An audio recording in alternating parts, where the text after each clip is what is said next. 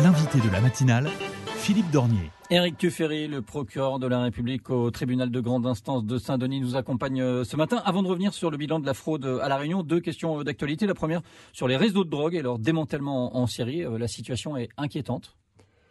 Alors, les réseaux de drogue à La Réunion, vous voulez dire la situation, je trouve, se dégrade, puisque historiquement et culturellement, c'était le Zamal qui était consommé à La Réunion. Alors, c'est encore le cas majoritairement, mais on voit arriver des drogues du type cocaïne et puis MDMA, drogues dites chimiques qui ont des effets dévastateurs, et il y a des trafics. Le cristal, la chamane. Voilà, c'est ça. Voilà. Donc avec du coup des publics très variés qui sont concernés, donc c'est très inquiétant. Et puis deuxième question, les contrôles qui se multiplient notamment au Chaudron, c'est des centres de police, quel but précisément ? C'est pour sécuriser. Ah non, il n'y a pas de lien. C'est pour sécuriser les quartiers. Il n'y en a pas qu'au Chaudron. Moi, j'autorise toutes les semaines des dizaines de contrôles d'identité. C'est pour que les habitants du Chaudron, qui veulent quand même majoritairement être tranquilles, soient tranquilles. C'est pas aussi pour enrayer le phénomène de rodéo sauvage ? L'un n'empêche pas l'autre. On en arrive au bilan de la fraude, ou plutôt des fraudes. Votre réponse d'abord à une critique qui revient souvent, on traque plus facilement les pauvres que les riches, alors que les montants fraudés sont sans commune mesure. Ce raisonnement, est-ce qu'il est justifié ? Non, il est injustifié. D'ailleurs, vous avez fait l'écho il y a quelques semaines de la condamnation pour fraude fiscale de quelqu'un qui était relativement connu, voire très connu à La Réunion. On a l'exemple par cette affaire. Il y en a d'autres qui vont intervenir, qui ont eu lieu il y a quelques mois, quelques années, qu'on traque, comme vous dites. En tout cas, qu'on poursuit quand il le faut tous ceux qui fraudent. Vous comprenez que certains pensent ça. On dit on cherche à déceler celui qui fraude le RSA, par exemple. Non, mais on le fait aussi. Si vous voulez, dès lors qu'il y a une violation de la loi, mon métier et le métier de toutes les structures concernées, c'est de détecter les fraudes. On va pas envoyer tout le monde en prison. Pour celui qui aura fraudé le RSA parce que il essaie de survivre, c'est une infraction. La réponse, elle est adaptée, et encore une fois, on n'envoie pas tout le monde devant le tribunal, loin s'en faut. C'est de plus en plus difficile de passer entre les mailles du filet. On peut le dire, car il y a une collaboration, c'est ça aussi l'intérêt du CODAF qui s'est tenu hier, c'est effectivement une collaboration entre tous les services concernés. Le CODAF, je précise, comité opérationnel départemental antifraude. Antifraude, voilà, donc fraude au sens large du terme, fraude fiscale, fraude aux prestations sociales, fraude douanière, il y a beaucoup de textes qui incriminent la fraude ou les fraudes. Donc effectivement, les services concernés ont maintenant notamment des outils informatiques leur permettant de détecter plus en amont des comportements frauduleux. C'est le cas pour la CAF qui détecte les tricheurs de plus en plus tôt. Moins de fraude du coup aux prestations sociales. De quelle façon on réussit à remonter Alors je ne vais pas rentrer dans les détails, puisque ça c'est le travail de la CAF, à partir de l'analyse des dossiers, de voir les situations qui leur semblent un peu étranges. Et je trouve que c'est une très bonne solution. Encore une fois, on peut comprendre que des gens veuillent essayer d'avoir un peu plus que ce à quoi ils ont droit.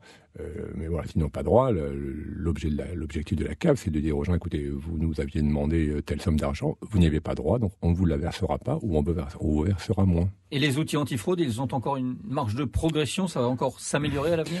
En tout cas, la collaboration, qui est déjà à un niveau très élevé, beaucoup plus élevé que dans beaucoup de départements en métropole, va continuer à progresser. On va continuer à faire des contrôles ponctuels dans certains secteurs d'activité, comme on le fait régulièrement, donc à travers des opérations dites coup de poing, c'est-à-dire sur tout le territoire.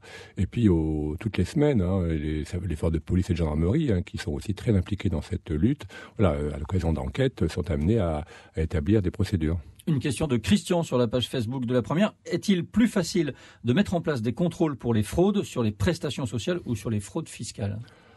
C'est pas le même travail, il est plus facile.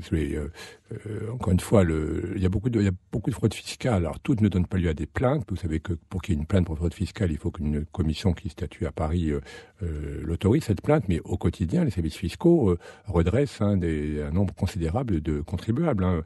L'an dernier, la fraude fiscale, en tout cas les sommes qui ont été qui ont été non déclarées, c'était à peu près 37 millions. D'impôts, et sur cette somme-là, les services fiscaux ont appliqué à peu près 10 millions de pénalités. Donc vous voyez le niveau des sommes qui ont été momentanément, en tout cas, détournées, en tout cas non déclarées. Quelqu'un qui triche, il pénalise d'autres personnes qui ont besoin d'être aidées. C'est le message que vous voulez faire passer, surtout ? Évidemment, car pour parler des impôts, si vous évoquiez tout à l'heure des travaux à venir en lien avec les dégâts de Fakir.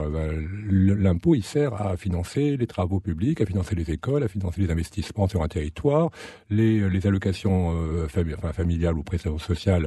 C'est le conseil départemental qui paye. Il a des moyens limités aussi. Donc ceux qui n'ont pas droit à des sommes données mettent en difficulté ceux qui y ont droit. Et qu'est-ce que vous dites à ceux qui disent mais finalement ça changera rien, il n'y aura pas d'impact concret Il y en aura, parce que déjà, les gens devront rembourser les sommes qu'ils ont indûment perçues, et pour les fraudeurs les plus graves, on les condamnera, et parfois on les condamne à l'emprisonnement ferme. On paie beaucoup plus souvent en liquide que par carte bleue ou par chèque, ici.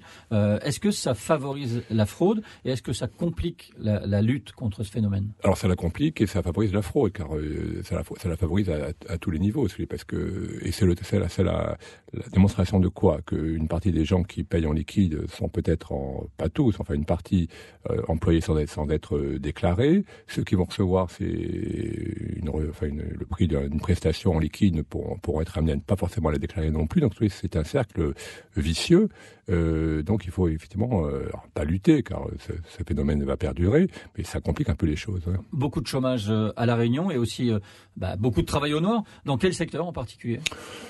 Alors historiquement, on dit que le bâtiment, l'hôtellerie, la restauration, ponctuellement le monde agricole sont concernés, mais il y a d'autres secteurs. Il ne faut pas non plus stigmatiser ces domaines où la grande majorité des gens qui travaillent sont déclarés, mais voilà, il y a une plus grande facilité peut-être dans ces secteurs. Et je pense aussi à tout ce qui est activité de surveillance et de gardiennage.